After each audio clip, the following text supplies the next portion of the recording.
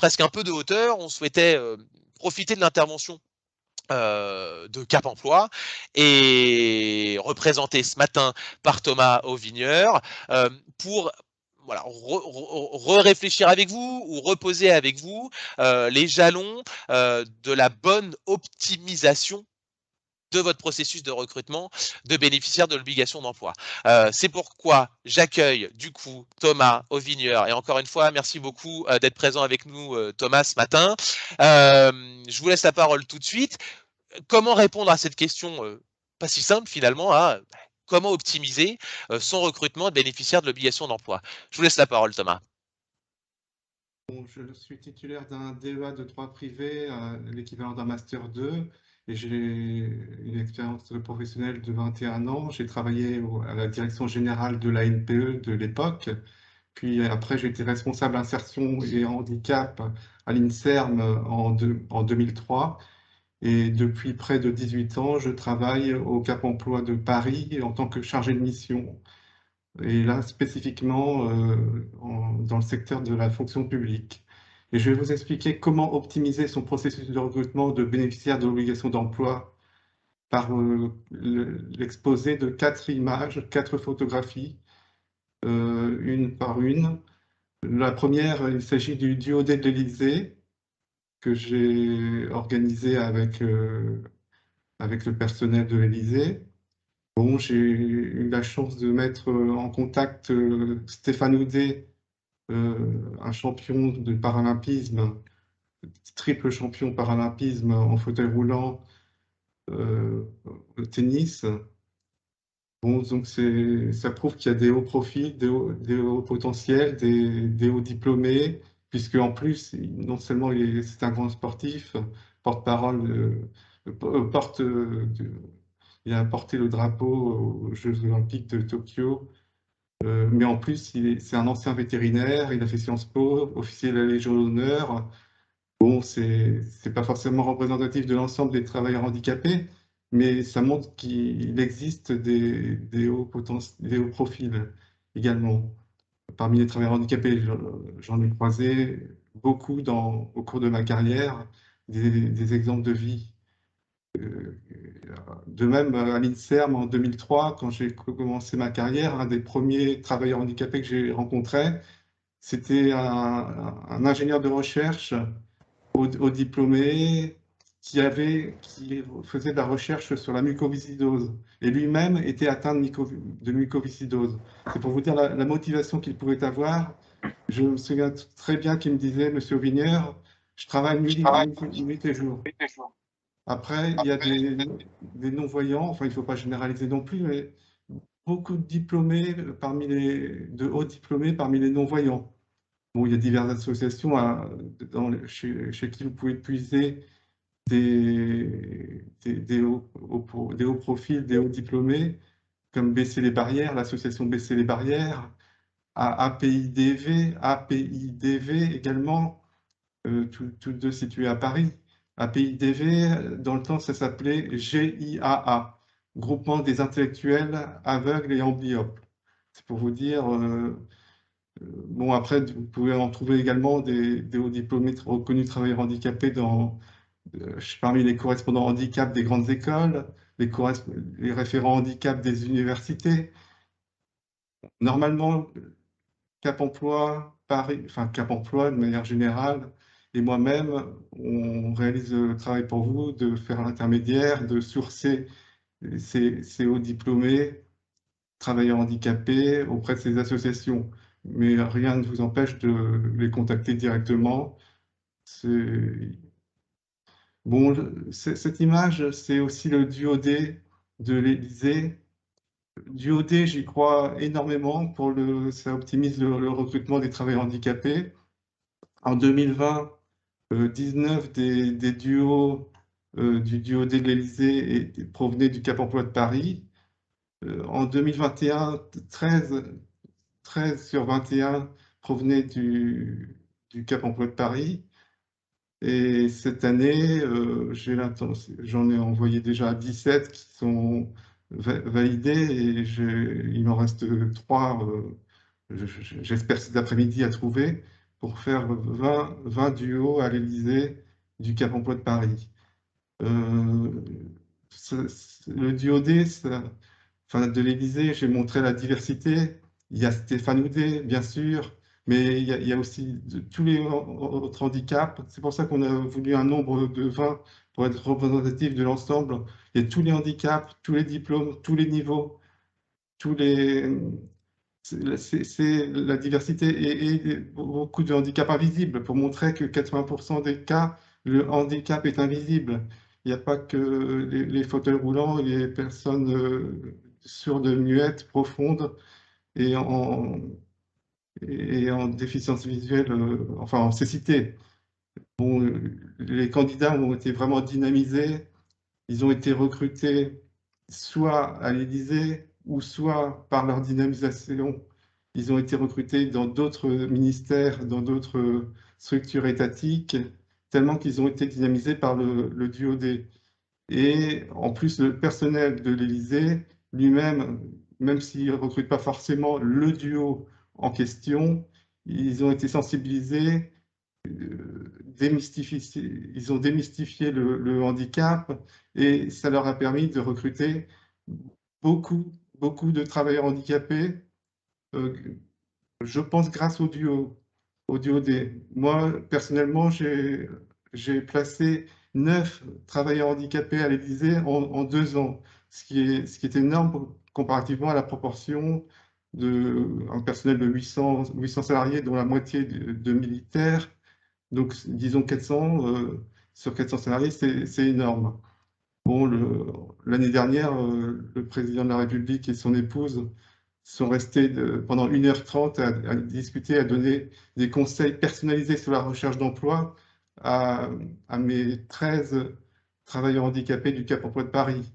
Pendant 1h30, de 19h30 à 21h, après avoir passé la journée à l'Association des maires de France. On va réitérer cette réussite, il faut encore cette année. Bon, DOD, de manière générale, je pourrais prendre d'autres ministères en exemple, hein, mais j'y crois énormément pour fluidifier le recrutement de travailleurs handicapés. Après, il existe aussi les PMSMP, ça s'appelle maintenant immersion professionnelle. Ça peut être une journée, ça peut être 2 semaines, en général 2 semaines, ça peut être un mois. C'est le même principe que du OD, disons. Mais il y a plus de... C'est moins de l'observation, c'est à la fois de l'observation, mais c'est aussi de l'action. Le travail handicapé travaille également. Après, Benjamin l'a très bien expliqué, le PEC. Là, je fais un appel d'air. Effectivement, j'en ai discuté hier avec ma collègue en charge des PEC, des parcours emploi compétences. N'hésitez pas, on a du budget et profitez-en. Ça permet de faire rentrer les travailleurs handicapés dans votre ministère, dans votre établissement public. Certes, parfois par la petite porte, mais au moins ils pourront parfois avoir un CDD, un article 27 par la suite, et être titularisés de manière définitive, tout en étant rentrés en PEC. C'est un très beau parcours, hein. Moi, à l'époque, quand je travaillais à l'INSERM, c'était les CES, après les CEC, après les CDD article 27 et après la titularisation. C'était ce parcours. Donc, c'est un éternel recommencement. Maintenant, c'est les PEC, c'est toujours le même principe, hein, dont la mairie de Paris, par exemple, elle puise énormément ses CDD article 27, article 38, pardon, parce que c'est la fonction publique territoriale. Elle puise énormément ses CDD handicap parmi les PEC, parcours emploi compétences. Donc c'est un bon moyen de tremplin pour mettre un pied dans une structure étatique. Après, n'hésitez pas à faire appel à nous pour les POEC, préparation opérationnelle à l'emploi collectif.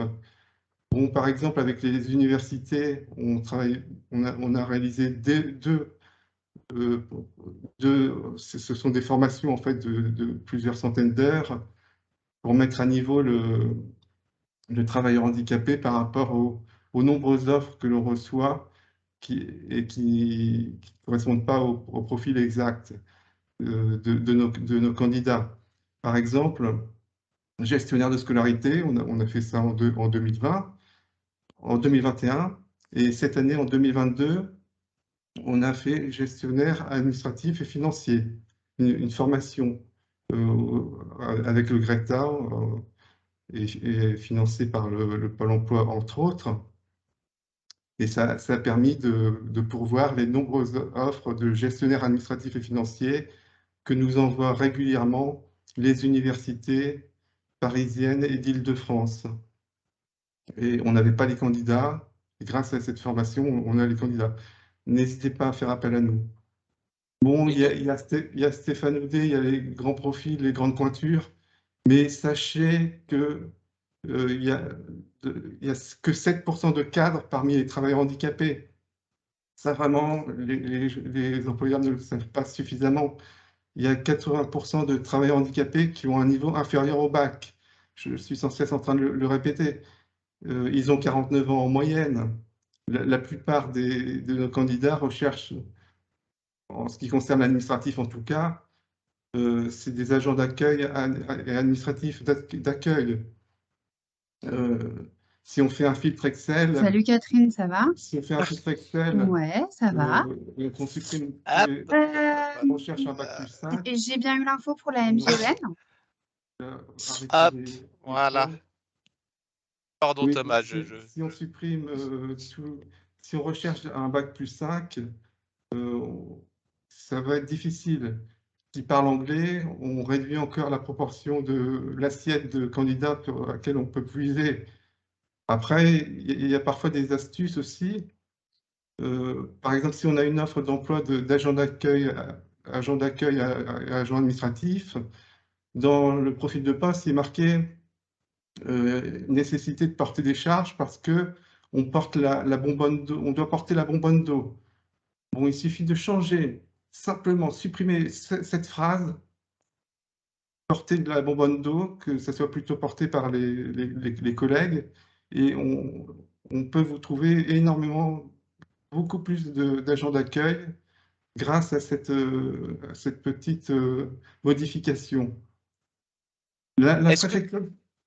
Pardon Oui. Thomas de vous interrompre. D'abord parce que je vois que le temps file et malheureusement on est on est contraint aussi, par le temps. Mais ce que vous évoquez du coup depuis tout à l'heure, c'est beaucoup de dispositifs, nombreux et qui peut-être peuvent se compléter. Vous avez évoqué le duo des les POC, les contrats PEC, les périodes de mise en situation en milieu professionnel, les fameuses PMSMP, et donc voilà, des modalités qui permettent de rencontrer et de mieux provoquer les rencontres. Et je crois que vous vouliez aussi insister sur le fait que, et c'est ce que vous évoquez là, hein, par le fait de penser son offre d'emploi, penser la communication de son offre d'emploi, peut-être l'identification de son besoin. Est-ce que ça veut dire que, pour boucler la boucle, j'allais dire, la sensibilisation du coup des managers, je crois que comme vous l'avez pu le faire à la préfecture de région, c'est aussi un point essentiel pour assurer le développement du recrutement de bénéficiaires de l'obligation d'emploi. Oui, complètement essentiel, indispensable, nécessaire, peut-être pas suffisant, mais absolument primordial. On ne peut pas recruter un travailleur handicapé sans communiquer, et il ne faut pas non plus communiquer sans recruter de travailleurs handicapés, parce que là, ça peut être catastrophique. On peut nous reprocher de ne pas recruter et de faire que de la communication. L'un va avec l'autre, le recrutement et la communication. Bon, sur la deuxième photo, effectivement, vous voyez, quand j'ai sensibilisé les managers de la préfecture de région, euh, c'est- il faut faire attention aussi à la mauvaise communication. Il faut être très vigilant à cela. Bon, par exemple, la semaine européenne de l'emploi des personnes handicapées, bon, c'est une opinion personnelle, mais parfois, on fait des expériences, on bande les yeux des personnes, où on les met dans un fauteuil roulant, ça peut avoir un effet négatif, traumatisant, parce que être non-voyant, la cécité, on a des moyens de compensation. Il y a l'adaptation de poste, il y a l'aménagement du poste de travail. Il faut plutôt communiquer sur ce qui est positif, sur les aménagements braille qui existent, faire venir tous les ergonomes et les fabricants de matériel informatique adapté aux personnes non-voyantes, par exemple. Euh, Après, ça permet de diminuer les réticences, la communication. Mais il faut, il faut vraiment faire de la bonne communication. Et puis je crois que vous vouliez aussi, revenir sur, n'oublions pas, j'allais dire des modalités, classiques, de recrutement, mais ces différents salons, alors qu'ils puissent être des salons, en présentiel, puisque ça existe encore, ou bien des salons, virtuels. Qu'est-ce qu'il faut retenir de ces, événements, de ces opérations? Comment, là aussi les rendre, j'allais dire, les plus, efficients et pertinents pour un employeur public, ces, différents, temps, de rencontre avec les candidats? Bon, c'est vrai que tout ça, c'est très important. Participer le maximum à des forums, enfin, diversifier ses sources de recrutement. Il y a pas que Cap Emploi, il y a pas que le Pôle Emploi. Enfin, il faut diversifier, aller dans des salons en ligne. Maintenant, avec le Covid, ça a permis d'augmenter les salons en ligne. Et c'est une bonne chose aussi pour les travailleurs handicapés qui ne peuvent pas forcément tous se déplacer. Et les moyens numériques, c'est formidable. Et les forums physiques, là on est en plein dans l'actualité, le forum emploi des travailleurs handicapés du 13e arrondissement, Mmh. justement, la deuxième édition, c'est demain, le mercredi 12 octobre. Ils ont un peu changé, puisque l'année dernière, c'était uniquement pour les jeunes apprentis travailleurs handicapés, et maintenant, ils ont élargi à l'ensemble des travailleurs handicapés, ce qui est une très bonne chose parce qu'ils ont 49 ans, les travailleurs handicapés en moyenne, donc c'est difficile de trouver des jeunes travailleurs handicapés. Et, euh, bon, ça vous permet d'avoir de nombreux contacts avec aussi les correspondants handicap des universités, des référents handicap de vos collègues des autres ministères, les associations des handicaps spécifiques, les associations universitaires comme la FEDE. Bon, après, il faut être vigilant, et là j'appuie là-dessus. Il faut faire du contrôle de référence. Il ne faut pas avoir le coup de foudre forcément sur un candidat. Je vais vous raconter un exemple. Un candidat qui était en phase d'élaboration de projet, enfin, on évaluait simplement son aptitude à travailler. Il a réussi à aller dans un salon. Nous, on ne le positionne pas sur les offres d'emploi parce qu'il n'est pas en phase de recherche d'emploi active. Euh, et il a réussi à être recruté dans un salon alors que nous, on n'avait pas du tout validé sa potentialité à travailler. Donc, méfiez-vous des salons. C'est bien d'y aller, mais il faut vraiment il faut faire du contrôle de référence. Après, c'est très bien pour rencontrer aussi d'autres référents handicap, pour sourcer des travailleurs handicapés dans divers endroits. Euh, Après, le salon en ligne, par exemple, de la direction générale de Pôle emploi que nous avons réalisé, et le Pôle emploi en a réalisé un autre encore avec la direction générale de l'administration de la fonction publique, la DGAFP, il y a moins d'un an. Ce sont des bonnes réussites avec la fonction publique. Ça leur permet de recruter de nombreux travailleurs handicapés au profil et de sourcer les hauts diplômés travailleurs handicapés qui sont si rares et si difficiles à attraper Parce qu'il en existe des hauts diplômés travailleurs handicapés, mais ils ne se déclarent pas. Enfin, soit ils n'ont pas du tout de reconnaissance qualité de travailleur handicapé, ou soit, je pense majoritairement, ils possèdent une reconnaissance qualité de travailleur handicapé, mais ils le disent très rarement aux employeurs. Et donc ça, il faut savoir les attirer. Et par les salons en ligne, c'est un des bons moyens de les attirer, ou bien directement par des ministères prestigieux.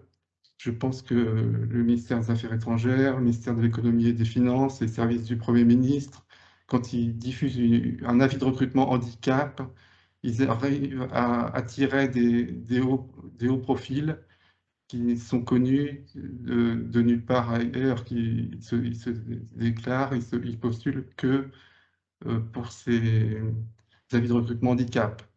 D'ailleurs, vive les CDD handicap, vive le CDD article 27 et 38, vive la contractualisation, la voie contractuelle, titularisation sans concours. Vraiment, ça permet d'attirer les hauts profils et, Et et